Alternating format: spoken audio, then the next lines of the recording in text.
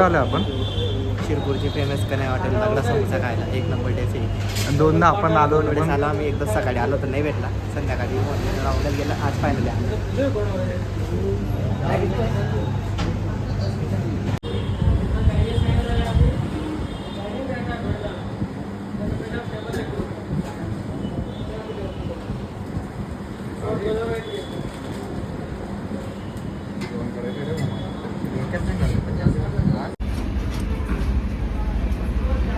Finally आम्ही आलो आता खायला.